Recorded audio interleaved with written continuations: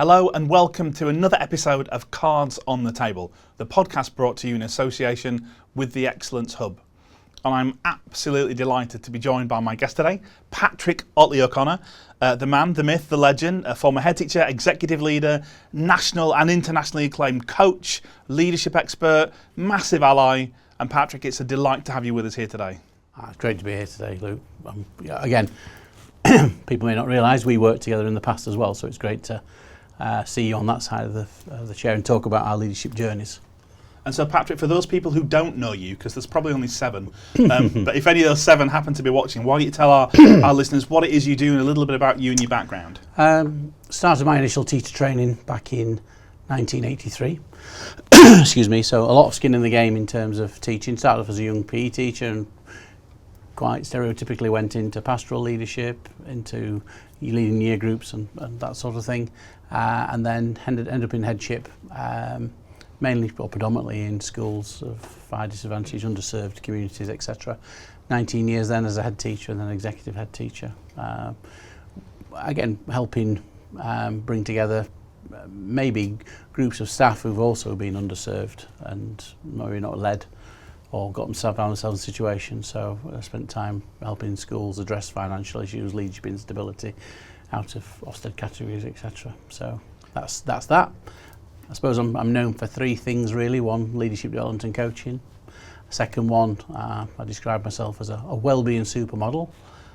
Maybe we'll touch on that today, I don't know, and I'll explain what that means. And also as a white, straight, non-disabled old man. I know it's a conversation you and I have as allies to try and contribute to try and help level that playing field with diversity, equity and inclusion at challenging times. So I try and use my allyship quite forcefully with that now.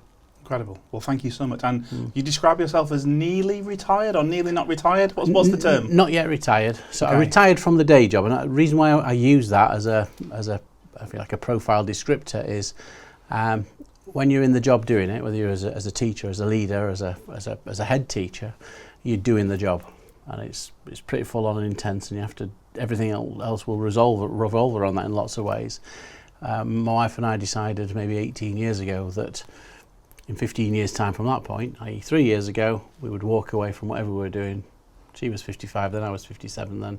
We'd stop, and that was it. And actually I decided to continue doing some bits, keynote speaking, this sort of thing, occasional podcast, if invited, but predominantly coaching, working with head teachers, CEOs, senior leadership teams in trusts and schools, to try and help support while I'm useful doing that. So not yet retired. Okay.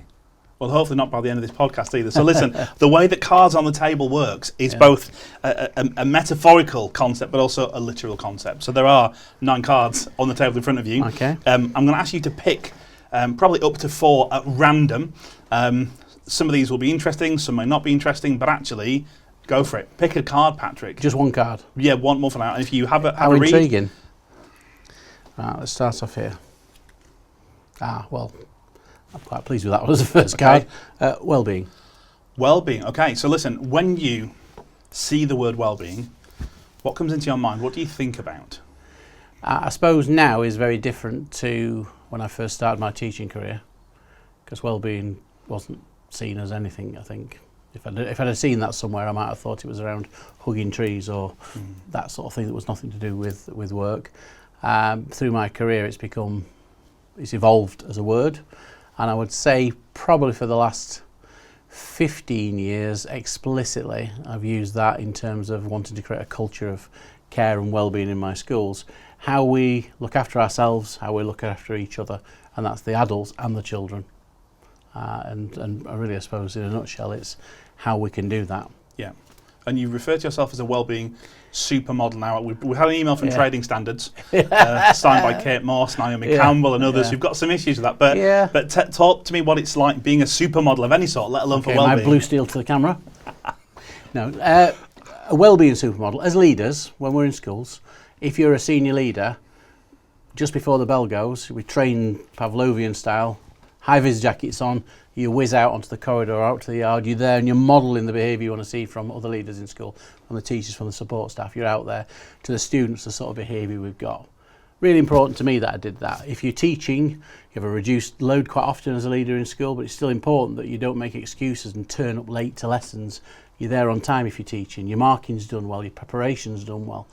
And sometimes as leaders we can make mistakes there. So most leaders agree that we should model those behaviours we want to see.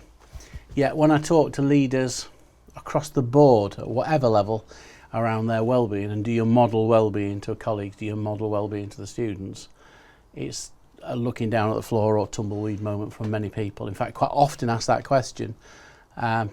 If we were to be an Ofsted grade for your well-being now, from outstanding to measures, where would you describe yourself? And very few are at this end. We have some who think they're okay, some who think they're just less than okay, and yeah, there's a few that's always jumping, falling, or being pushed off that cliff at this end, and that's a normal. I ask that's how they feel. If I ask then how would your colleagues see it, they've actually given themselves a better version than what their colleagues have seen. And then a killer question that I would ask in there as well is, and what would your family and friends say?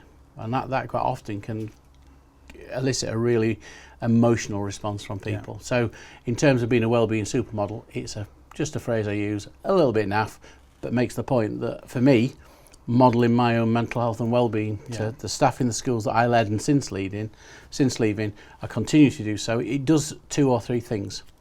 The main thing is, by modelling my well-being every day within school, talking about the things I do, the small micro things, not just big things that I do to look after myself, it shows that it's okay to do that. So the time of the head, the first in the building, the last out of the building, still some heads who do that. Don't get me wrong, I worked hard, but I also made sure that I balanced that with how I looked after myself. And we all have those key moments. The Ofsted call comes in, things may go out the window for a couple of days, but actually some people are in that Ofsted sort of feeling 100% of the time, late nights, early mornings, all weekends, etc., etc. So trying to bring that where it is. So modelling to show that we can do that. And the second thing, by me doing that to model it to other people, it means I'm actually doing it myself every day and looking after myself. And I'm not talking big things. I came across a guy called Martin Rea, head teacher down south 10 years ago now, who'd coined the phrase #teacher 5 a day. Well, that comes from a big piece of NHS research back in 2012. Talked about the 5 ways to wellbeing. And 5 ways are basically exercise. If we do regular exercise, there's a lot of research showing that it's good for our mental and our physical health. Okay, volunteering, helping and supporting others, and that can be doing something proper, what we might call volunteering at a club or whatever else. But equally, your mates outside doing a wet, cold break duty, they've got to whip in, teaching straight afterwards, only just quick time for a quick wee as they come in, and you've left them a cup of coffee on the desk to have when they come back in. That's a nice little thing to do. So those micro things that we can do for each other. So the volunteering, noticing. I used to think this was a bit tree huggerish, I suppose, again, to use that phrase, that people, to be mindful, I didn't quite get as a younger leader, but at this time and using this process, the Teacher 5 a day, to prompt my mind, is I take time to notice things. So yes, noticing the leaves change during the seasons, appreciating a nice sunset, sunrise, but looking out for those times, not just being incidental. You've seen I'll look out for that tonight. Watching your children growing up and being present at those times to do those things. How many of us have gone with our children when they've been having swimming lessons, and you can see the teachers on the balcony watching because they're all there with the books marking. Yeah. So I'd encourage people, if you're going to do your books marking, to do that when they're having the learning bit at the beginning. Watch, be present for your child.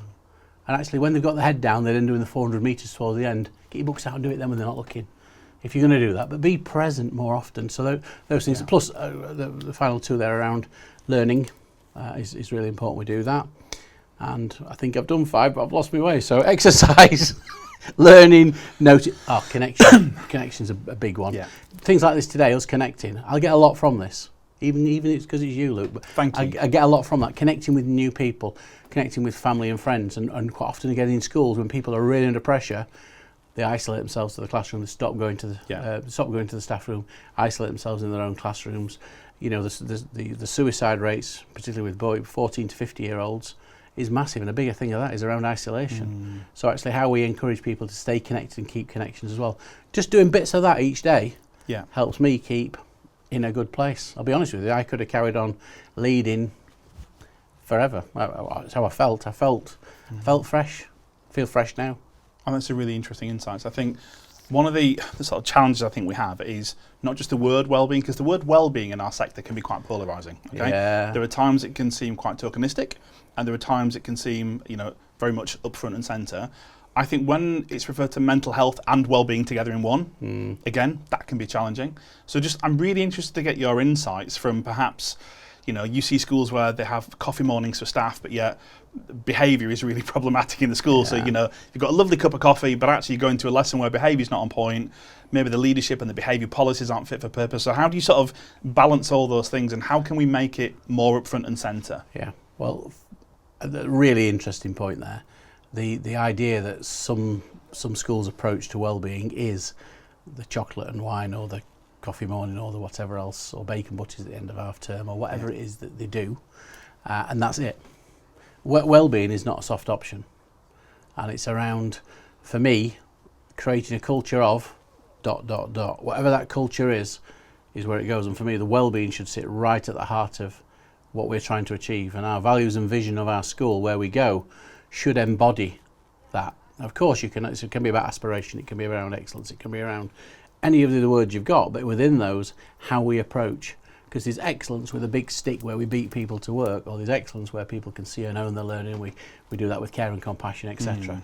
Challenging conversations can mean, I may refer to this thing of support plan later again, but a support plan means get your coat, you're off, rather than this is genuine support for care to help you really improve and see and own the issues that you need to work on. So I think in schools it's creating a culture of care, and well-being, and that embraces then the extra bit, which is culture of care and well-being and strong mental health. So we've become really good at labels, and people say, I've got mental health issues. What does that mean? And I do hear colleagues, I'll talk generationally for a second. There are maybe people of my generation, I'm at the top end, old end of X, I'm just short of a boomer, who completely decry any thought of well-being. It's not in my day, it was tough love, you get on and sink or swim or whatever else. And then you may have some people coming through Gen Z, I believe we call it now, is that right? Or Gen Z if we're in England. Z, I don't know. Thank you. Is it Z? Yeah, Z cars, Z. You're right, yeah. I've not said my alphabet for a long time, Luke. That some of the things that people are coming through, where they've had a language of mental health. Social media is full of TikToks and whatever else you want to call it around mental health and things, people knowing rights. And things can get really quite complicated for school leaders. So there's and everything in between that as well. There's a mishmash, a minefield that we have to go. So for me, creating a strong culture of well-being within an organisation, or culture of care, if I use that word, and actually what does that mean? Establishing expectations around how people look after themselves and how they look after each other. And actually with that, when people achieve that and exceed that, how you communicate and celebrate it. For those people who fall below expectation, where they're not prioritising themselves or prioritising others, and it's counterculture, how we address that, challenge that, but then support people to come on board. Culture is really important. If I had a values-based vision in school, which is around excellence in the classroom and this and that and the other, you're not meeting it, then there's a support plan quite often some people will reach straight to make it happen. Well, high expectations, no excuses, no exceptions, the old future leaders mantra, wonderful, but on its own can be quite toxic. If you have the same high expectations, no excuses, no exceptions to how people look after themselves and look after each other, the expectation is we do it. No exceptions, we don't allow people not to do that. Yeah, and the no excuses, everyone can say it's too hard, we've not got this, behaviour's an issue, come whatever else, they can say that. We don't allow that to become an excuse. We deal with it as an issue. So I think one of the things you touched on before, though, in school, it's all right having all those things, but if the behaviour is not managed well, if you ask people what affects your well-being, it's not that I've not had my chocolate bar this week from the head. It's about behaviour on the corridors. It's around workload. It's around those things. So everyone needs to see and own their own part in it, but leaders in particular, for me, need to grasp the nettle and deal and put processes in place to help improve things in school. But every colleague needs to know their part in playing that, every member of staff. It's not, because sometimes staff will go, go on, sort behaviour out, or go on then, sort my well-being out.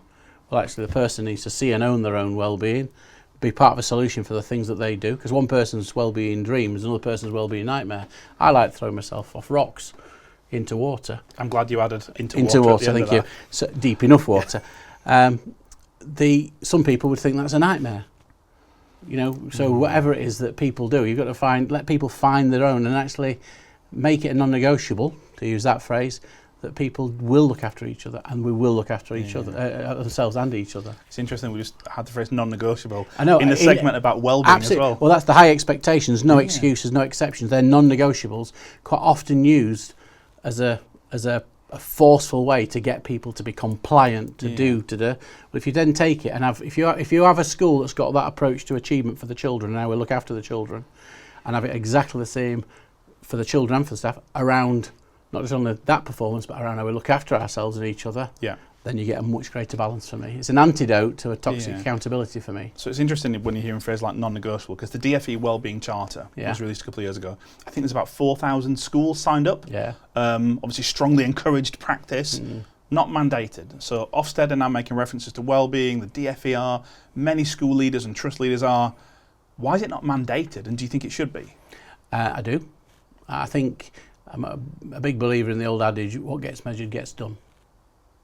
So if you don't measure something, if something's not really held to account over, in whatever way, in an accountability structure that we have at the moment, it gets prioritised out.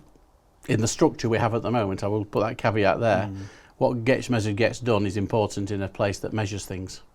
But if you're measuring just outcomes for children, you're measuring just attendance. The things that we're measuring that we tend to focus on, our KPIs, if they don't include how we look after our colleagues, how we look after our pupils, we don't include those, or the culture that we're wanting to create, we don't capture it and measure it, it gets prioritised out. The money goes somewhere else. How many, when I talk to leaders, how many school development plans actually have well-being written into them as part of what they've got? I'd say increasingly, but it's not all. When you look at those, they'll have it in a plan. How are we going to measure it? I've got often told, well, it's a bit difficult to measure well-being. Well, it's mission difficult, not mission impossible. If it's there, important to do it, how do we measure we've achieved it? Well, the question is it mission critical? Absolutely, it's a great... I'm going to nick that. It's absolutely right. It is mission critical to creating what you want to do, because if you've got a healthy workforce, if you've got healthy children, they're more likely to achieve. But if we're talking really pragmatically, imagine you've taken over a failing school, special measures, really tough, you know, from a community perspective, behaviours off the wall, safeguarding risks. For you to write your SDP, your school development plan, Ofsted might be breathing down your neck. Wellbeing's probably not going to be the thing that keeps you awake at night. If you've got staff retention issues, budget issues, behavioural issues, so there's a sort of dichotomy there. It is absolutely essential, but some context and some circumstances may make you think, do you know what it is, but it's just further down the pecking order. Is that fair? Okay, I'll use an example of a school that I've led.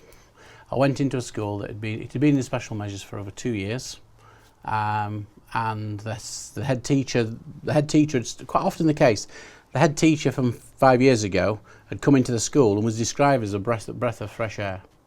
People really valued what had happened. Came in a good first year. Second year results were a challenge and things changed a bit. Third year results weren't where they needed to be, and the head turned really quite forceful on staff. Lots of, well, I call them support plans again, anti-support plans really. The school went into measures. Head count continued through that time. So actually the same head who had been a turnaround head for the school had taken the school deep into measures. It was there. The next inspection occurred. School didn't come out of category. There was a vote of no confidence in the entire SLT from the staff body. The regional schools commissioners, the DFE, there was talk of the trust school being rebrokered. It was broken. So I went in, and on first day in that school I was asked to go in. Right at the start, just probably second week in September, I met the full staff at the end of the day. And as I did in all the schools I went into, the first slide I put was a picture of Mel, my wife, and our 5 boys, a photograph taken on her 21st birthday when she was 40, up there. And that picture's there, and a quote above it in speech marks saying, look after yourself first before then helping others so we can make the biggest difference for children. That was the first one. I asked staff who said that. Do you know who said that? You? Me just now, yeah. Okay. And no one ever guesses it. But it was Winning. Well, and I say, I'm saying that I'm stood here now as your head saying, this is what we're going to do. Our school's not, and I got heckled. I'm going to name check her now. Jane Horrock, her name is. She was one of the HLTAs. Strong. I'm not going to try and do the accent from where she was. Not Jane from. Horrocks, the famous actress. No. Okay, I got all excited then. Yeah, and she heckled me, and said, "Yeah, but what are Ofsted going to say?" As in, she spoke out in the briefing because I encouraged people to do that in this meeting. I said, "That's a great point. As a school, where we're getting secondary school, £10 million. We can do what we want with that." And actually what we've been doing has not been working. So actually we're going to look, so we started looking at how we could do that. We started looking at how we manage workload. Of course there had to be a focus on the curriculum we had. Of course there had to be a focus on the quality of teaching and learning. People weren't welcome to visit each other's classrooms because it was seen to be Big Brother watching. So actually let's just take it for read what we're going to do. I asked the staff what was the biggest issue. For them, the biggest issue was phones. It was a toss-up actually, phones or kids wearing the coats. So okay, let's do something about it then. So do we have a policy? The policy was around kids aren't allowed to have the phones out in school. Okay, so what should we do? Well, if you see that, you confiscate it, and if it happens again, then the parent has to come and collect it the second time. Okay, so are we going to do that? Tomorrow, we're going to do that. If we all do it at the same, so we go through this, I'm on in the staff room, put up a big thing of 100 phones on day one, right down to, you get to the end of week one, 5 or 6 phones, it's a usual suspect kit, and you can deal with them. And then say, okay, what we're doing this week, and start to create a culture of where staff can feel that ownership and building. You build trust by inviting conflict and feedback from colleagues. You then get buy-in from that, and then people take their accountability more seriously and focus. That's Patrick Lencioni's functions or dysfunctions of a team just applied to that setting. Say to staff, that's what we're doing, and suddenly the place takes off within just less than 6 months. This is not hero leadership, it's around lifting others and actually not being the hero maker, to be able to lift people through. Within just less than 6 months, we were re-inspected and we came out with special measures, and that line that says this school no requires special measures is always a nice one. But importantly, and I don't memorise many quote, but this is the one from there, probably wouldn't get through moderation these days, but it said, leaders say they've been liberated from bureaucratic tasks and teachers have been free to teach. And that was through, start with that slide, how we focused on how we put systems in place that do serve the children, but also we simplify them, we make it so it serves the colleagues who are dealing with it as well. And that turnaround, in fact, it's that before publication took 4 months for publication as a report, because Wilshire at the time had to get the HMI that had done the inspection to say still measures and the one saying not measures to meet to go through the report to see what was different, because it was such a contradictory report on staff owning their own school. Now that's one particular example, and I'm incredibly proud of the part I played in that particular school. But that's where you decide you're putting wellbeing front and centre. In terms of how we look after ourselves and each other and create a culture of care. Care is not soft. Kindness is not soft. In some of the schools I've gone into, it was a beautiful big, another school I went into, the building was one of these beautiful big, it was gorgeous. Top floor, big open plan space, languages inhabited that place, and their biggest issue, they said, was it was like a cacophony of sound, all the different languages going, so they wanted walls. So in school in that first year we put up 23 different walls, spent £300,000 on walls. We increased our PPA up to 20% in that across that, which was massive, because the staff said they wanted more time. Okay, if that's how we're going to, you do realise that'll be bigger class sizes, you do realise that'll be this, so the tough choices went with that. And at the end of the year, staff perception questionnaire, the 2 biggest things that made the biggest difference to your well-being, the fact they could now teach in the classrooms because they've got walls, they felt that had helped them, it's simple, and they've got some time then to do their preparation, and there's no quick fix. There's no give us more PPA. Well, where's the money coming from? People need to understand, and you manage people's expectations. But when you create a culture where people can be really open, and that's really hard to do. I use the phrase that again I took from I think Future Leaders again, which is feedback is a gift. And I did this. One of the head teachers, I was exec head in one of the organisations, and the deputy had made the acting principal in the school, in one of the main schools, and she was sort of quite a forceful deputy and got a lot of things done. Probably in reflection, too much so maybe in terms of how she was.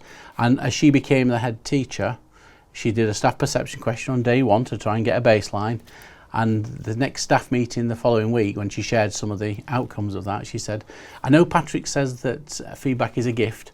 I've got to say some of the presents you've given me have been a bit hard to unwrap, which made people smile who previously wouldn't have done. And for her, that was a real start of building that level of trust through Healthy Challenge, to get buy-in, to get that focus on women and people taking their accountability seriously, and then having that focus on outcomes. Some wonderful stuff that leader did in that organisation. It's really interesting because what you've referenced there is even the notion of, okay, we're going to double your PPA, but the buyback is large class sizes. You've got some other trusts now, I think Dixon's have recently piloted a 9-day fortnight. There's some really good, creative, practical things that are happening. I guess the barrier, people might be watching this thinking, yes, but that sounds great, but because it's budgets, because it's. So pragmatically, if you're in a school in 2025, and actually wellbeing isn't necessarily up front and centre, but it's woven throughout everything, which is kind of what you've alluded to there, what would be some of the top tips or some of the things that you would try and implement that you think would make the biggest difference? To create a culture of care. But also pragmatically, so you touched on generations, okay? So we've got, for example, I think you and I are at one end of the same generation. But then there's another generation, and there's Gen Z or Z, depending on if you're watching in America or not. And you're right, it's great that their upbringing has meant that mental health is spoken about freely and openly. That's a wholly positive thing. We didn't have that when we were kids. Where perhaps their expectations of well-being are different to generations above, where they're already going into interviews, these are young members of our sector, wanting 9-day fortnights, assuming lessons will be planned, just all those things that tackle workload well-being. So there's a lot for leaders to think about trying to appease all the generations. What would you advise ahead in 2025 would be the top sort of 2 or 3 things? Guys, this is mission critical, and these are some perhaps practical things you can think about. I know you want some practical, I'm going to take it practical, but what mission critical is, what's the mission? And if you don't know where you're going, any road will get you there. So actually being super clear, uber clear, we're going to create a culture of that's there. Look after yourself first before then helping others, so we can make the biggest difference for the children. Being clear about where you're going, and then in your actions as a wellbeing supermodel leader, and everyone should be encouraged to become that at all levels, to be able to lead. So you're creating that culture. If you've got a culture where that's well established, anyone joins your organisation, whatever their expectations, are sucked into the expectations of the organisation with clarity. And as a leader, our job is simple. Establish expectations and establish relationships with the people we lead as leaders, and then from then on manage those expectations and manage those relationships. So those people who meet and exceed those expectations, celebrate that, communicate that, go for it. Those people who fall below it, challenge it and genuinely support it. To be able to do it. So if someone's really struggling because they're a returning mum from maternity leave and they're struggling to get the balance, support that, genuinely support that to allow that to happen. There's some great practice goes on with a few great organisations out at the moment to support around those things. Or if you, because everyone comes in differently. The days when I first started, it's which club are you taking? All right, some schools still try and do that, and that's finding it there. If the culture is we want our children to have great experience, in fact every child that comes into our school will have a quality residential, they'll have this, they'll have that, so we get sucked into what we're doing. I'm not saying that we should take advantage of people, and again, looking at what you do in your own context about whether you do toil, some people do the time off in leave or pay, or whatever it is we do for people, so people feel valued. It has to be tangible. It's not you've given up a week to go on a ski trip to wherever, there's a chocolate bar, thanks for going. It might be, you've done that, we'll step away, you can have the first day when you come back, have that day to go and recover. You can't do like for like, giving someone a week off because you've done a week off. But actually trying to meet people, and actually people, what Andy Book calls discretionary effort. Actually create a culture where people want to go the extra mile. It's part of what we do. I don't buy into the whole thing of teaching as a vocation and we should give selflessly of ourselves. That's part of a problem where we don't look after ourselves. But actually, most people, when you ask them, they want to do those things for children. They want to make a difference for children. You know, those primary schools have just been doing all the outdoor pursuity things after SATs have finished. Amazing experience with children. Those year 7 staff in a school, the teams that are taking children away at the start to get to know each other in phones, all amazing stuff that happens. A lot of that does go on goodwill. And goodwill is thin. And that's after, not to be too political, but 14 years of underfunding or funding going back. the profession being undermined by countless strategies that take the trust away from education. So in the good old days, we used to talk about distributed leadership with accountability. For me, distribute that leadership with accountability and trust. Yeah. And actually getting back to that situation, or creating a culture where trust is there. Of course, things have to be measured still, but trusting people to get on with it rather than tightening things to begin with to make sure people do it, inspire people, encourage people to flow and go. And then if they fall below that expectation, support them to get back to the level. It's a different approach. Yeah, Patrick, thank you so much. That's an awful lot for one card, but actually the word wellbeing, but the word wellbeing has got so many different connotations, offshoots, thoughts, views, so thank you so much. Right, I'm going to ask you to pick a second card.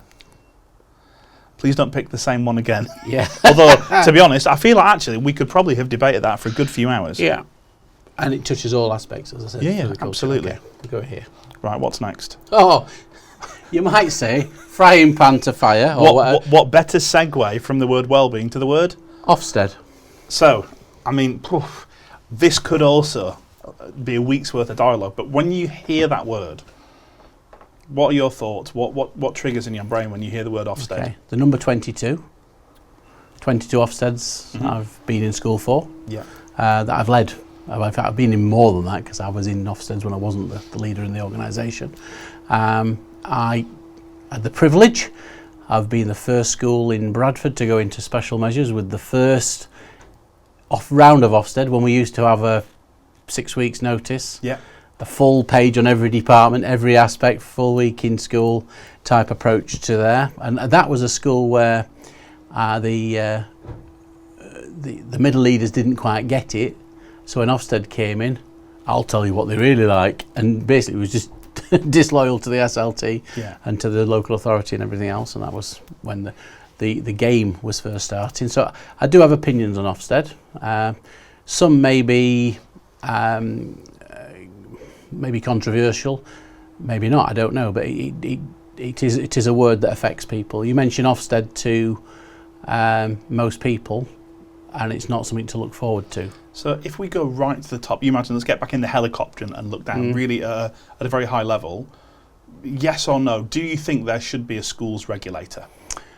Right. Because before we get into the micro of inspectors and frameworks and policy, should schools even be regulated? Great question.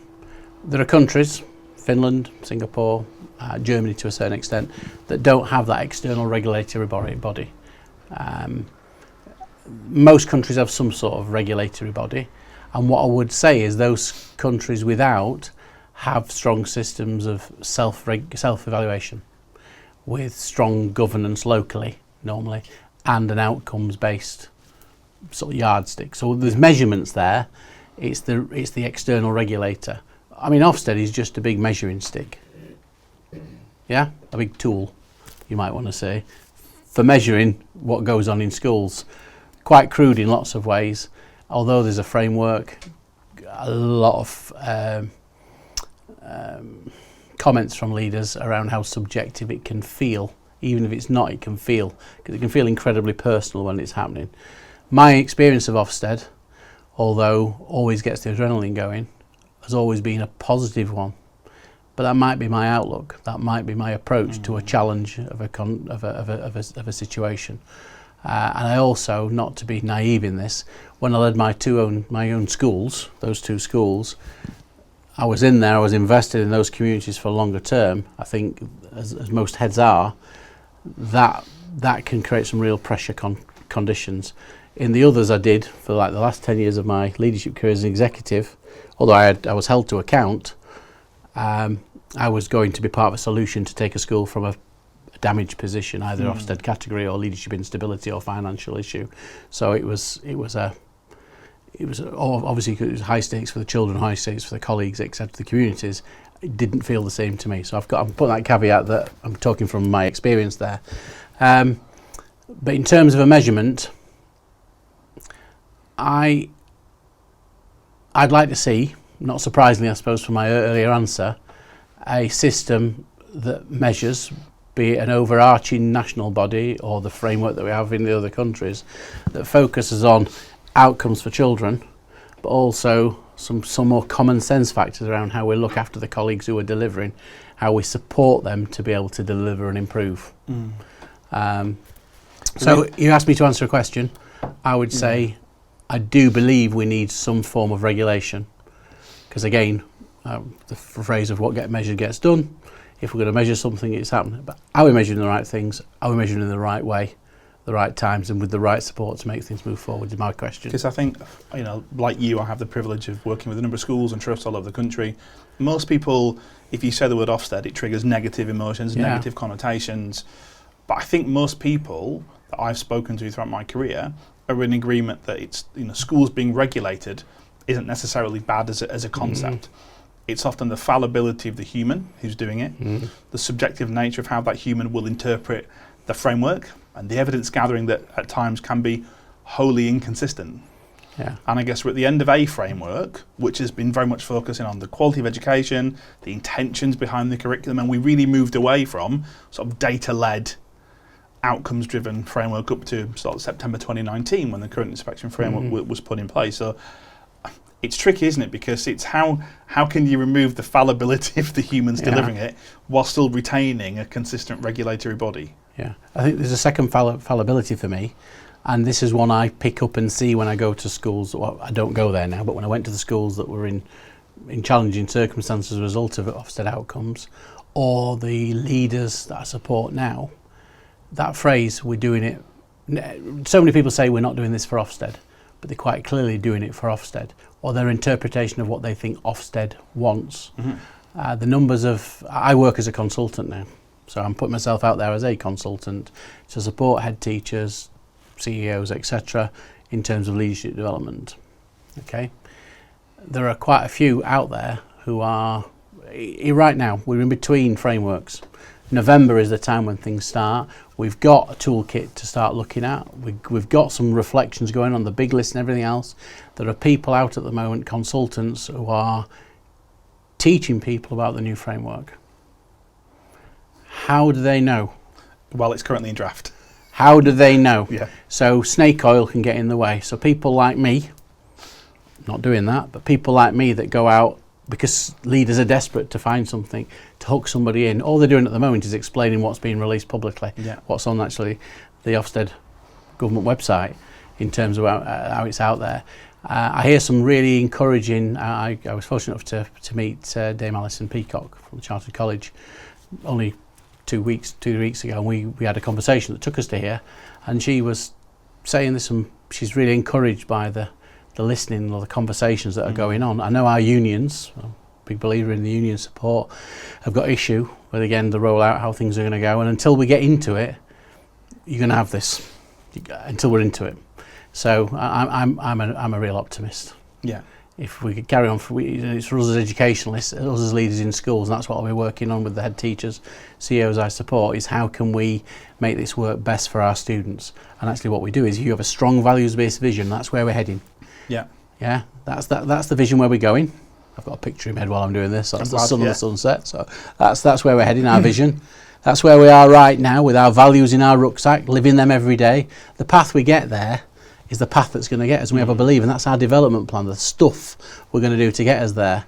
So if we've got a strong vision, our values are leading in, and we're doing this, if we say this is what we're doing, and Ofsted come in and say that's where you're going, that's our values, and that's where we're going, that's where we're heading, they come in and see that, they go, yeah, that's what you're saying, that's what's, and that's how it tends to be. Yeah. I suppose where Ofsted come in and say, you say this is what all our staff will be doing this on a Monday morning at 9 a.m, and they go in and that's not happening. So we can shoot ourselves in the foot sometimes by overcomplicating things or doing things because we think that's what Ofsted want to see at that time. Yeah. So I would say the best solution for me for whatever framework comes is be a values-led leader, leading with integrity, looking after your staff and yourself first, so you can make the biggest difference to those children you're taking on that journey. Yeah. It's interesting, the phrase, we don't do things for Ofsted. Which I think is probably one of the most commonly used words in our sector. It's also slightly nonsensical, because if you read the inspection handbook, which I do because I support a lot of schools, and I do quite a bit of work training schools and trust relying attendance, there's a big old list of things that Ofsted must see by 8 a.m. of day one. So firstly, you do because the framework says you have to. Yeah. But if you look at things like attendance, we expect all schools to analyse attendance trends by all groups of pupils, compared to regional, local, national benchmarks, trends over time, causes for absence, all those things. Now, some schools might just have that as part of their normal working practices. Some won't. Because right now your job, if you're looking at attendances, we're trying to get Luke and Patrick into school and we're working with the families. We don't know whether that makes us 0.5% higher or 0.5% lower than the local, regional. Yeah. So I think, firstly, that's not wholly accurate. But secondly, the current framework, which is all about, that curriculum-led, the Amanda Spielman framework, I get lots of noises from lots of really good school leaders kind of saying that we've gone too far away from outcomes. I'll give you a good example. If a school's got a Progress 8 score of -1, maintained school, so after 5 years in education in that particular school, those children are leaving on average with outcomes a whole grade lower than pupils with the same starting points. But Ofsted will come in and say that school's good. Yeah. And you got heads bill, well, how can that be? My results are X. What are your thoughts on, have we come too far from outcomes? Because achievement's now going to be a separate measure again. Yeah. Just your thoughts, because there was a big difference with the current framework compared to the previous one in that respect. Hopeful again, the new framework with our 10 or 11 things we're going to look at. Yeah. You could say there's more balls to drop there, but 10 or 11 things that are in there that people have got the toolkits, they've got the things that they know they should be doing. If we're solely on curriculum, if we're solely on progress, which is where some of the frameworks have taken us, that can lead us into forgetting everything else. Yeah. A broader spectrum of what we've got allows, I think, for you to make sure that outcomes there, to make sure that it's the curriculum that's going to deliver on those things, and so on and so forth. I'm not going to say it's an impossible task to create a perfect Ofsted framework, because for some the perfect Ofsted framework is not having one.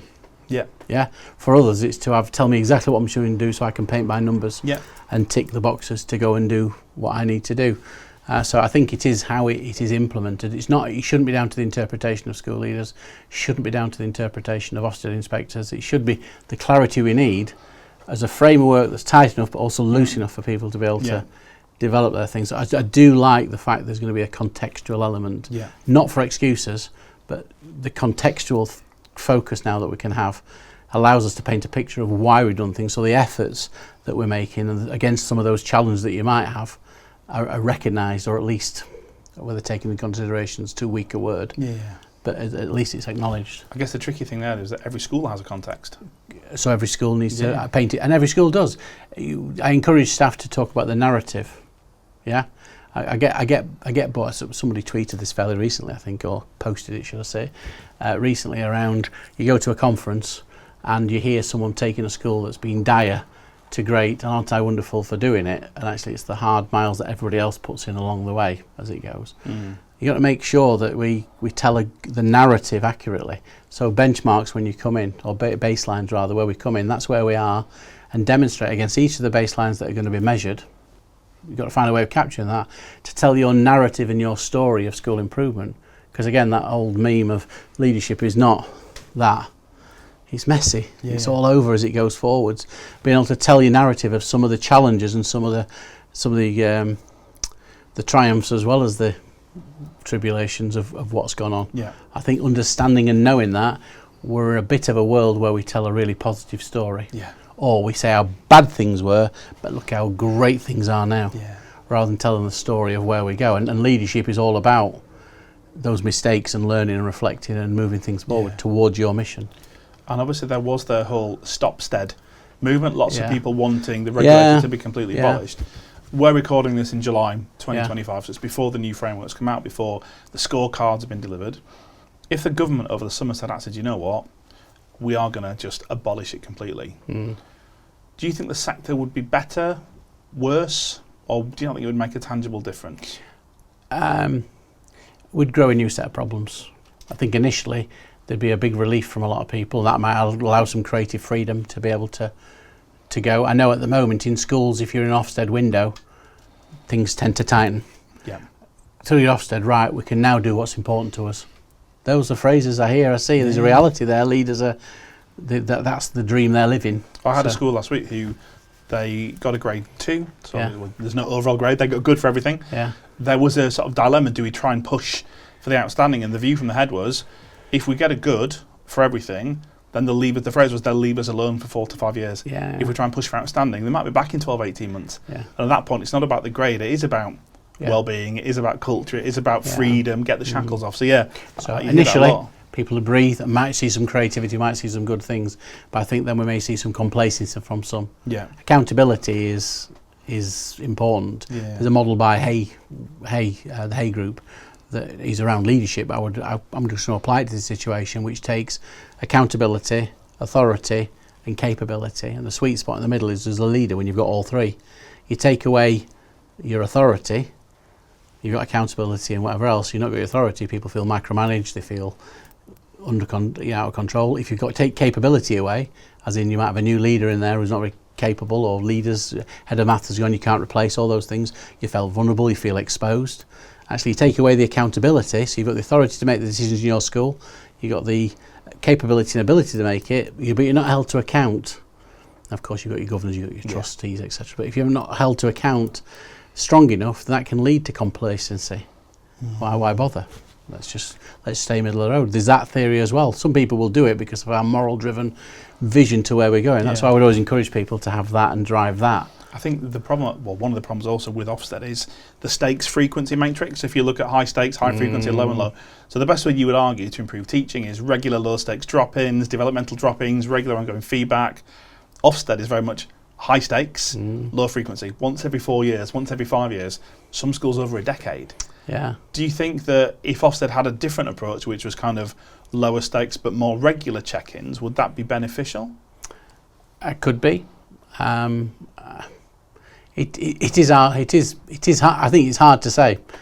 I think the model we've got now is meant to be, if you've got some concern, then the number of visits you get in 18 months. If you get I've got the categories wrong in my head now, but the new categories are, we've got exemplary, strong, secure, causing concern, I think, and the whatever special the bright red flashing one. It shows how much attention I paid to that. Well, I think because it's in draft, until it's published. At each of these levels, how many visits you get, how many whatever else you get is part of it. What I'm encouraged by, if you look at some of there was a report out on the Gov website just 2 days ago, I think, which talked about the rollout of training.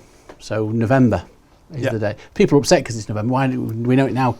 You're not going to please everybody, but it's November, and actually, the pilot inspections where people are volunteering at the moment are only going to be led by their senior inspectors, and they're going to be moderated by the deputy, the guy in charge of director of standards within Ofsted. It's going to moderate each one of them personally. Then that's going to be rolled out maybe to invite the full-time staff to join, and then bring in your part-time teams. No inspections in the week before Christmas for training for all again to reflect on. They're all positive things to hear. A new, maybe more intelligent approach to that. But the truth is, some people just won't be happy until it's stopped. And you're right, you can't please everybody. No. So what I'm saying is, I'm hopeful that it will be people first. It will be because sometimes schools do get themselves into trouble. They do find themselves down rabbit holes. They do find and quite often need a solution, a change, overcoming inertia, etc. And we need leaders and governors and trusts to do that and get on and do that. Coming back to it again, is Ofsted is just a measuring tool for that. So actually schools owning it and going for it for the right reasons, checking in on leaders, and the monitoring visits that have been done by the Ofsted for those schools who are causing concern. I'd like to think that most trusts that find schools or leaders in that position are putting that in place at the moment. Is it support? Is it not support? That's always going to be the challenge, and that will be where your local authority, whether you're a MAT, wherever you are, there are great ones, there are not so great ones. And the truth is, Ofsted shouldn't be a lottery. Yeah. It shouldn't be dependent on the humans you get in your building. No. And it shouldn't cause as much anxiety and stress as it currently does. So hopefully the new framework, the scorecard approach, will mitigate 2 of those risks. Yeah, and just one final point for me on that then, and going back to, again, Ruth Perry and the tragedy that was her case and her story, and Flora Burton, who, a great deal of respect for Flora, was the one who said, no, you're not coming to that point. That was a moment we had. Yeah. It's what we're learning from that, how we're moving things forward, and want us to learn from that tragedy. I want us to learn from those moments. And I do see some of that reflection from my perspective. Yeah. But you could have somebody else sat here who sees it completely different or completely different. And you'd all be right. So Patrick, we've had wellbeing, we've had a natural segue into Ofsted.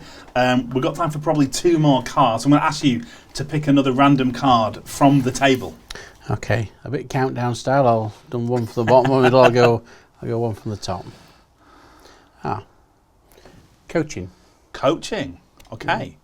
So again, this will mean a whole number of things to you through a whole number of lenses. But what's jumping into your mind when you first hear the word coaching? It still feels new to me. I've done it, and I've done it longer than I received it, surprisingly. But I've done it for quite a while now. But as a young leader, coaching just didn't seem to be a thing.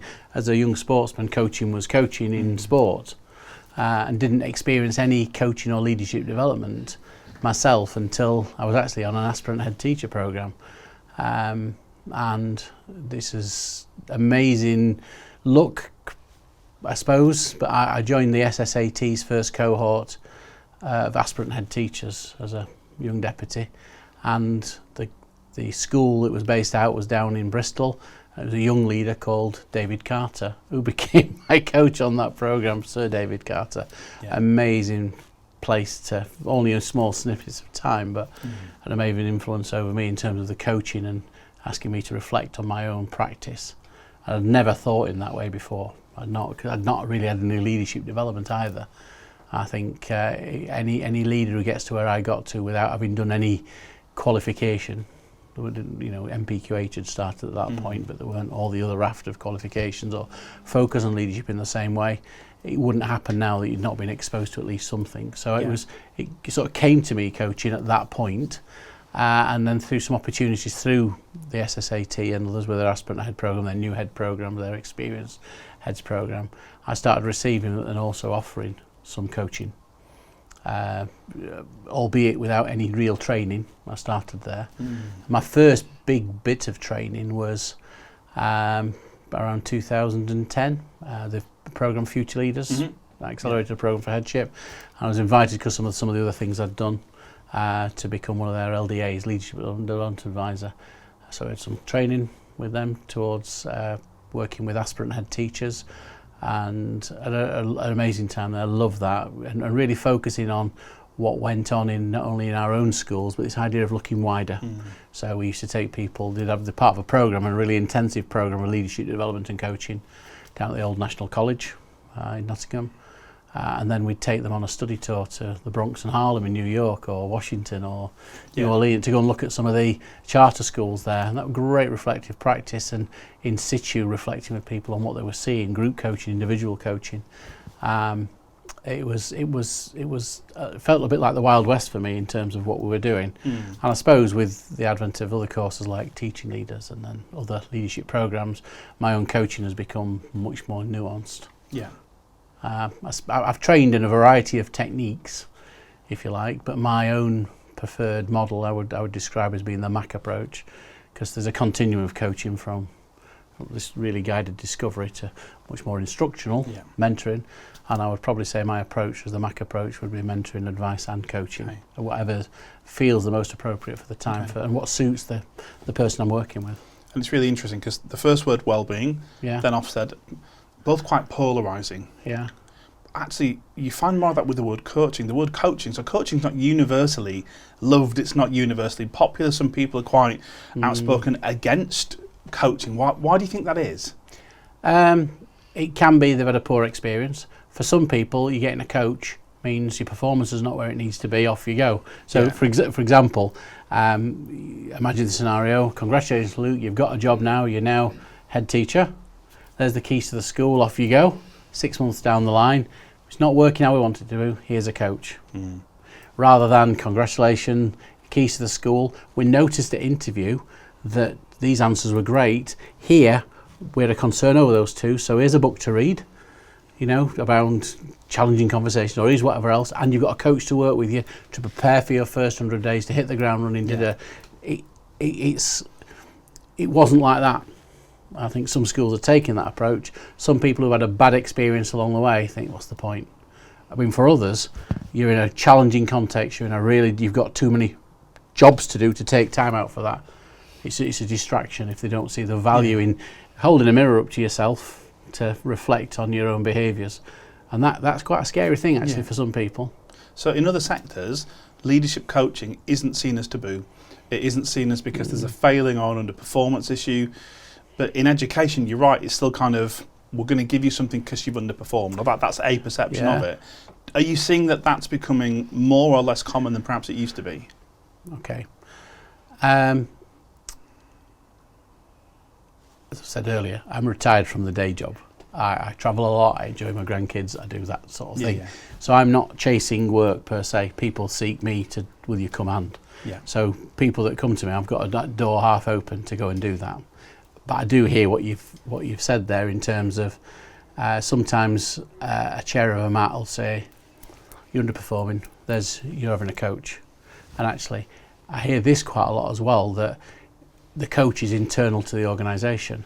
So the MAT CEO says you're having a coach, and it's this executive leader from within the trust.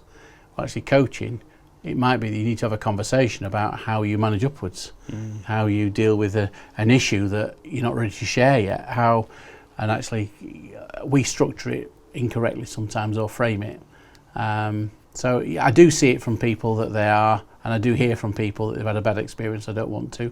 I do still, in fact, when I work with schools, with the CEO might take me in to go and work with their head teachers, or a head teacher might bring me in, or work with the head, but I'll work with some of their SLT or otherwise. And sometimes members there may come from their own perspective that they don't trust the process. For me, if I go and work with the head and with the SLT, if I work with an SLT member, so you're the head, and you say I'd like to work with my deputies as well, I agree with the head if I'm doing it. What I share there is what I talk about there is confidential. They may use that session to come and have a conversation with you about something, to let you know something, but I won't be in between thing. And actually, people quite often think a coach coming in, particularly in a hierarchical model, can be a spy in the camp, etc. So for me, it's about building that trust and encouraging, engaging, and empowering people to own their own journey, really. So the question of do I see that split for some? I sort of see it, but I hear of it more than I've seen in my own practice. Yeah. What I've been really intrigued by is the volume of coaches. Yeah. So, the Excellence Hub and I were sort of quite prominent and regular features on LinkedIn. I know you're quite regular on social media. It seems like every other fourth or fifth person now that I see or interact with is a coach, is a leadership coach, whether that's in education or outside. Are you seeing that, this sort of boom in coaches? And if so, do you see that as a good thing or a problem? Right. It's a big thing, and there has been an explosion. Let's talk the positives first. You imagine if, because I wasn't always a paid coach, but I would support and reach out. I'm a head teacher, experienced head teacher. Head teacher down the road is appointed, new head coming into the school. You quite often local authorities or whatever, you'd buddy up. Yeah. Great.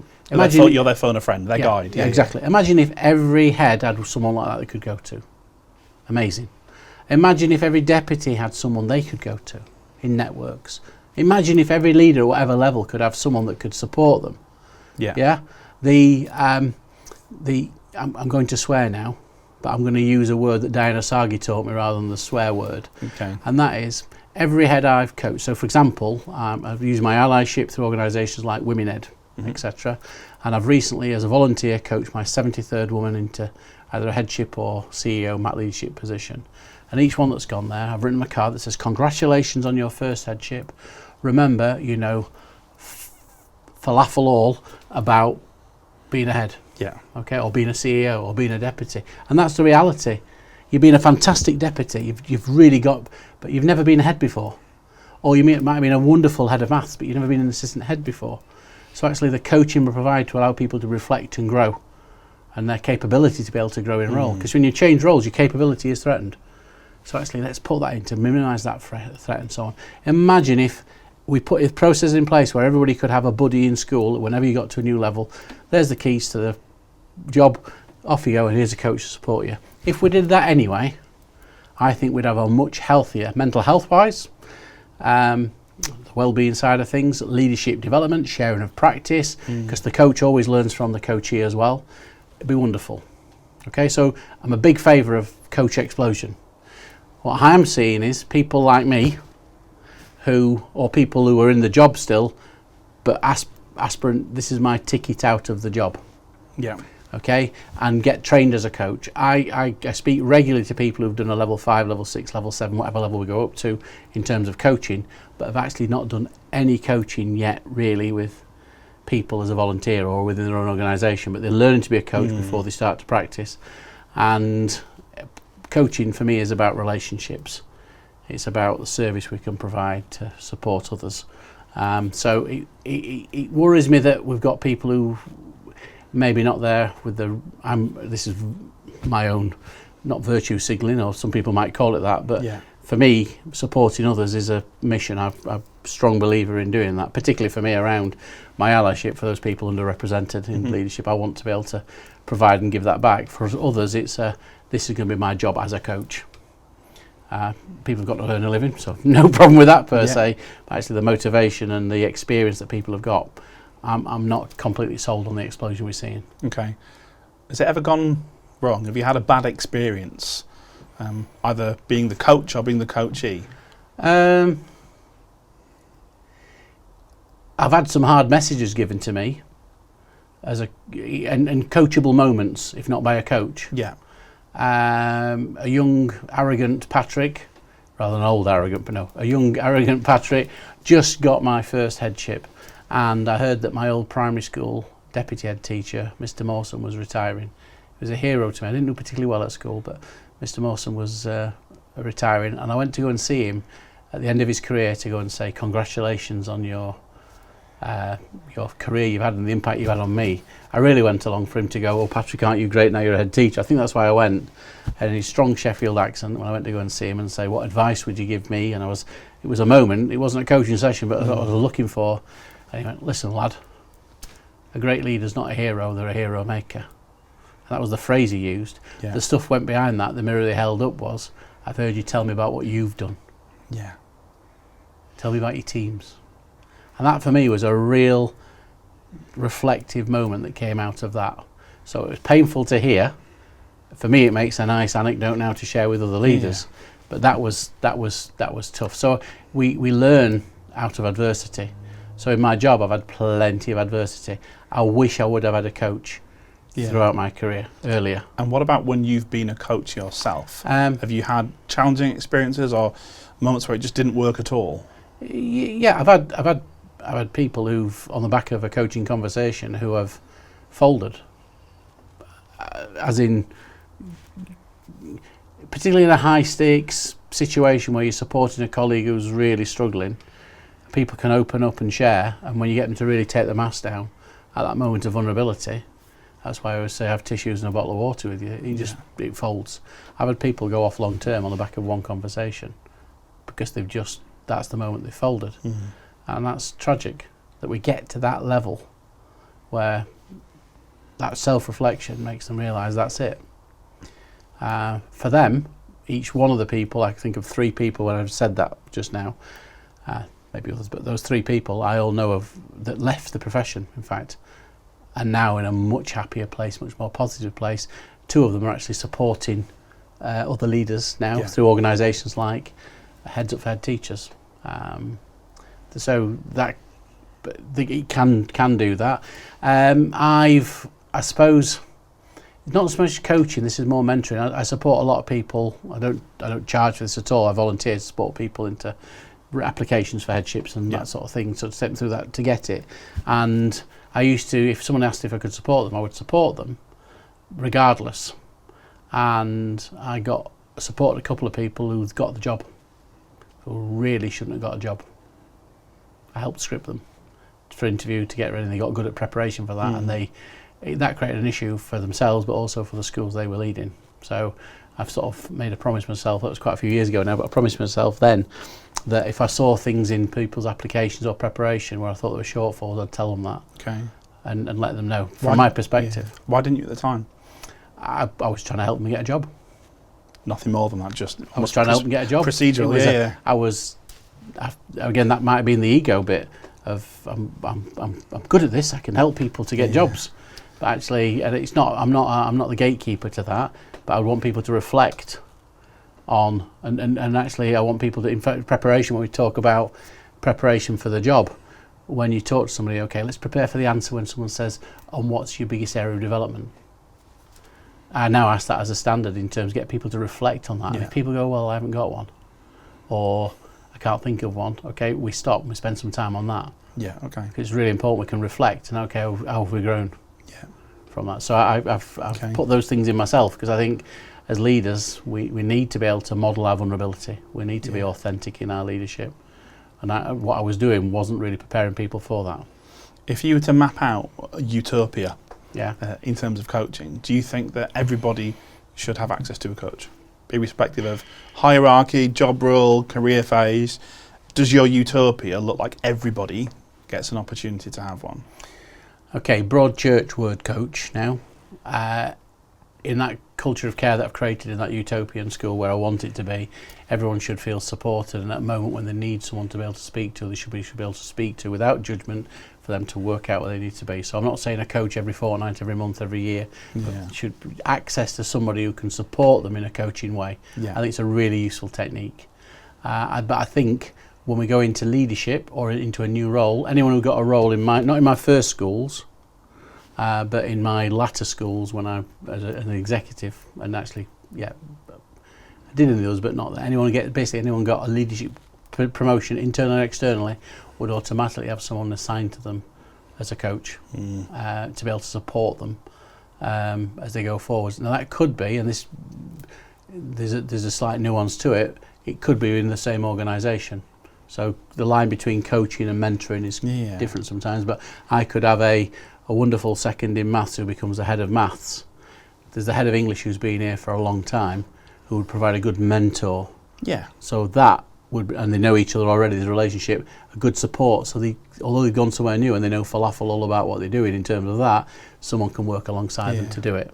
Or it may be an external, because there's nobody internal, it's a specific role like a brand new Senko, or that needs some specific support or coach around that. Or in schools where through the Women Ed Network, for example, I may have a female deputy who would really benefit from the large troop of volunteer coaches out there that they can hook into, so they've got some coaching through there. So by encouraging people to see and own their own development needs and actually own it and do something about it. But I think everyone should, in my utopian school, to come back to the question, when needed, should have access to that reflective space.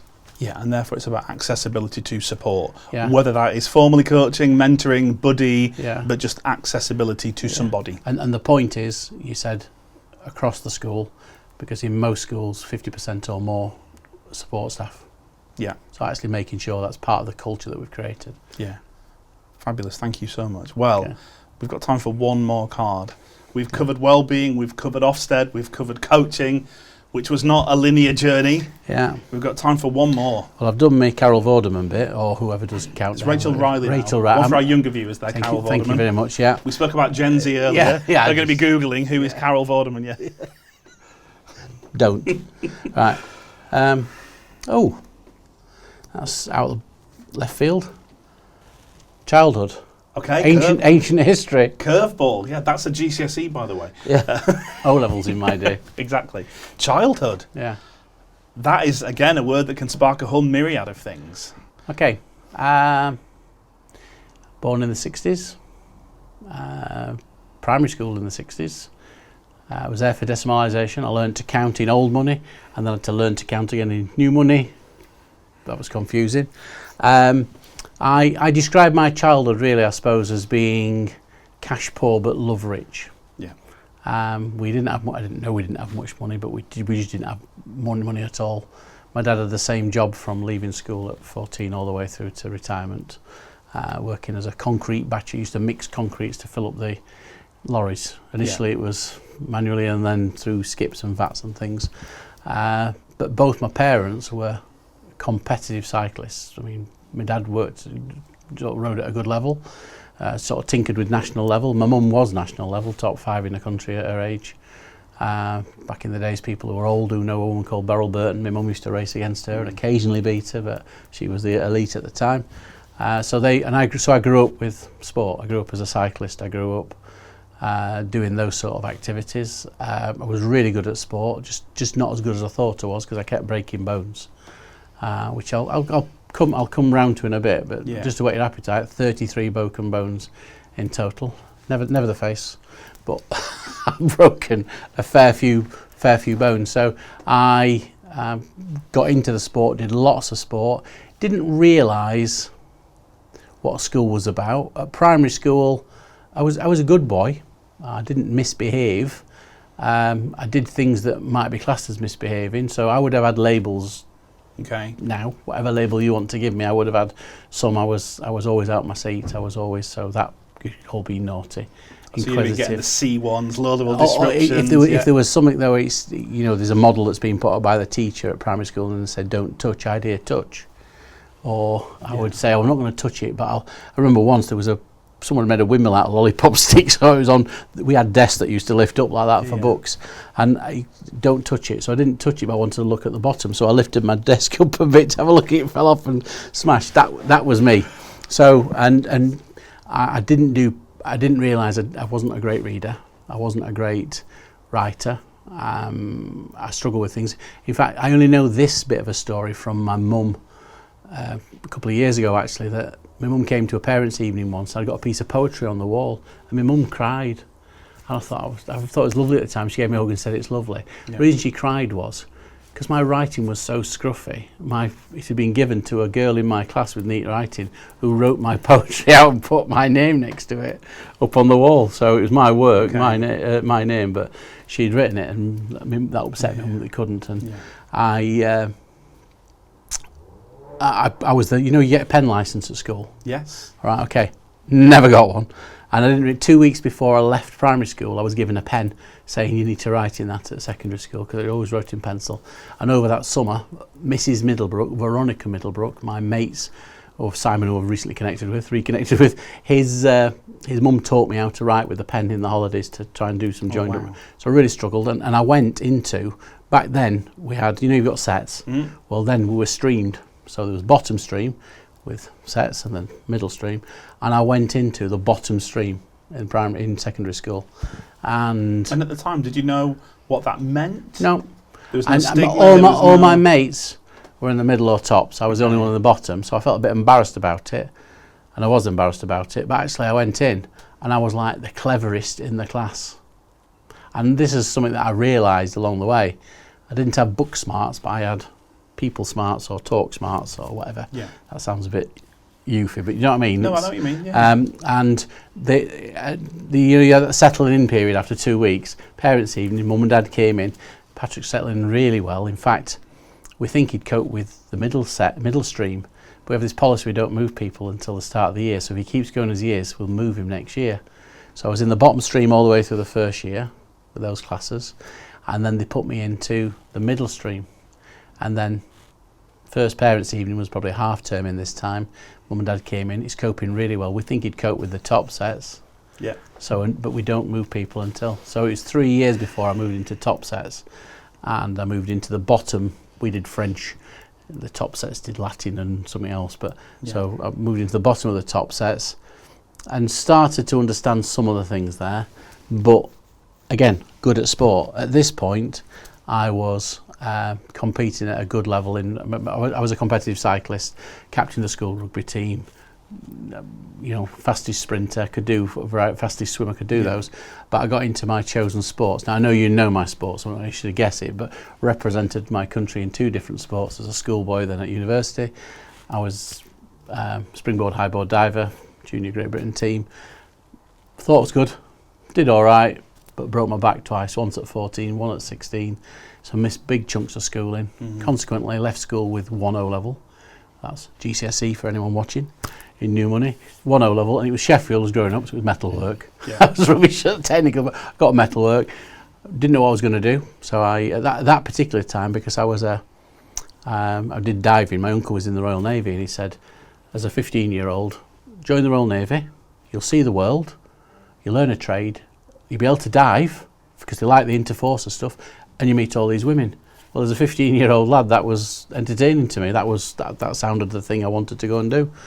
And then the kick-off around the Falklands and a few other things that built up to that made me think, I might have to kill someone, I might get killed myself. And I lost a good friend who was a couple of years older than me as a diver in the Falklands. So changed my tack and finished up going to the local college, where you either went to do mining engineering or electrical or mechanical engineering, or nursing or secretarial. And I did a 2-year pre-nursing course where I did some A-levels, some O-levels, and work in hospitals with stroke patients and that sort of thing, and was going into nursing until someone then said, "You're good at sport." Just before I'd been accepted on my nursing degree, about 3 weeks before the degree started, "You're good at sport, why don't you go and teach PE?" And my sports, although I'd played rugby and I'd done those things, I wasn't a traditional, because of my sports, into that, but went along for an interview, got on the course and accepted and fell in love with teaching. That became my vehicle through into what I was doing. But my childhood was full of very supportive parents. So my mum, when I worked in a butcher's as a student, my mum and dad said, I seriously considered packing my course in at one point at university because I was enjoying the time in the butcher's. My mum and dad went, "Well, we'll always need butchers." And when I was we'll always need nurses. Teaching, we'll always need teaching. I could have said anything. And they were we always need drug dealers. No, maybe not. But they were just super supportive without really realising where it could have taken me. First generation university, first generation, going on to do those things. So through good luck and fortune, really, I was able to go through all the way through my PE degree, and then I said national student champion for 4 years trampolining. Thank you very much. That's not too shabby. Thank you. And then a month before my finals, this time, landed on my head and broke my neck really quite badly. 6 months in hospital, paralysed for about 9 weeks, had to learn to walk again. Now that for me, in terms of childhood, although I've taken it now to 21, which I know is actually not Let's say childhood. it's the end of childhood. End of childhood. My wife would say, Mel would say, I've never grown up, but that was a real critical moment for me, because up until then I was training every morning before school or university, every afternoon, every evening. And it suddenly finished. A massive hole in terms of what I did. I've been an elite athlete, so I struggled a few times to try and get back into things because I thought I wanted to. I was driven, and then school filled that gap. So you quite often hear people who talk about well-being now who've gone through a nightmare in terms of well-being and they've crashed and whatever. I didn't, but I definitely got that balance wrong. I was working, I was first in at school, I was the last out of school, I was school trips everywhere, I was doing all the time, and I had to bring some balance back for myself, I suppose, to get it right, particularly when family came along. But I didn't have a bad experience with it, it's just I needed to change. If you put yourself as that 21-year-old back in a hospital, where back then obviously no one spoke about mental health anyway, did they, unless it was to diagnose you with some sort of condition. How was your mental health? Did you think you'd walk Shocking. again? No, well, first of all, I wasn't originally, but within 6 hours of doing it, I lost the use of my arms and legs. It's the swelling, basically. I was really lucky with it. I had to be intubated. I'm severely claustrophobic now. I scuba dive, I can go on a plane because it's a necessary evil to get somewhere, but the fact I couldn't breathe, and I thought I was dying from that. When they didn't realise the level of my neural damage at the time, and I'm laid with sandbags all over my chest and around my neck in the hospital ward in intensive care, the lights are dimmed a little bit, and they put a buzzer in my hand saying press that if you need to press, and my hand thought it was pressing and no one was coming because I couldn't. I was mortified, and actually for my first 3, maybe 4 years, I tried to, when I got out and I could start to walk again and doing that, I tried to get, when I felt I was getting back into something, tried getting back into doing some diving and just knocked myself up straight away, as in I couldn't do what I used to want to do, but I was having flashbacks to the moment of, in fact, talking about it now makes me uncomfortable. I'm cool with it. We can stop if you want. No, I'm cool with it. But just the thought of what I did, I used to have this flashback of head coming down and dipping under, because if I wouldn't have been as flexible as I was, I wouldn't have been as, the angle and everything else was lucky. The break I had, C4, really quite a deep wedge fracture. It still deformed the bone of it, and it's affected, this eye goes a bit wonky sometimes because it's affected the optical nerve as well. I'm just so lucky, but I had real flashbacks, which doctors have told me since that everything I was saying there was PTSD. In terms of that wasn't discussed. It wasn't whatever else. I was told by a doctor when I was going, 'cause I had to go back for neural tests for quite a long time on different things, and I said about sport, and he said to me, it's time young men realise that sport is just for young vain or vanity or whatever. And he just went out of the hospital crushed that my sporting thing was over. He was giving me some home truth, but the way it was done, it wasn't. I remember going back into school, seeing the head of year that I was working alongside as an assistant head of year in my end of my second year of teaching, and just going into and bursting into tears in her arms, because I just realised that was it. That being said, one of the things I do now, and the people who see it on social media ask me that question, every year since doing that and get my feet back, every year I do a somersault somewhere in the world. I'll do it. It's only fees first entry, so my head doesn't drop off. But my ambition now is to keep going, to keep doing that dive every year until my body says no, you can't. And that's just a thing in me that I'm quite. I don't know what the phrase is, but I feel like I'm quite an addictive personality. Never had a cigarette in my life. Never taken an illicit drug. Never. I stopped drinking the day before my 18th when just when legally you could have. I drank from being a little kid because that's culturally what we did at the time. But if I say I'm not going to do something, I'm not going to do something, or I'm going to do something, I'm going to do it. So I became a bit like, well, the diving is I'm going to keep going until I can't. I mean, what an incredible journey, overcoming resilient, having the resilience, overcoming adversity, traumas, physical and psychological. So that's a remarkable story. I want to just take you back to the school part of that, because something you said which really resonated with me, that for whatever reason when you left primary school you ended up in a stream, a set, and actually it took you 2 full academic years to get to probably where you should have been. And even now in 2025, where we group children based on their Key Stage 2 outcomes, and sometimes we, either for banding reasons, for streaming reasons, for setting reasons, sometimes we keep children in the wrong sets. Now in your case, the wrong righted. Yeah. But that's quite a concern, isn't it, when we're having children who are based on one assessment or one piece of information, can be labelled, can be misgrouped, and then before you know it, diminishing life chance. I just want to get your thoughts on that, really. Well, for me, it's a lifelong journey of imposter syndrome. Kids like me from where I came from, kids like me with my academic, kids like me didn't go into A-levels, didn't go to degree, didn't go into teaching, didn't go into leadership. So I describe myself a bit like an alcoholic might say I'm a recovering alcoholic. I call myself a recovering imposter. I talk about that vulnerability. I think it's important to model that some of those feelings can be as they are. It's also maybe, I've talked about stretch and challenge for years and years. I know a lot of people do now, for all students. It's not just your most able to do, but for all children to be able to do that. The idea around behaviour, yes, there are behaviour issues in classrooms and we should deal with that, but actually let's deal with it in its fullest sense. Let's work with those children, because every child at some point, you find the way in. What's the thing that's going to turn them? What's the thing that's going to get them in? What's the need that needs to be addressed? I'm not saying no excuses, as in make excuses for children, but deal with those issues. So for me, that became our childhood makes us, isn't it? That's become my driver for driving out inequality.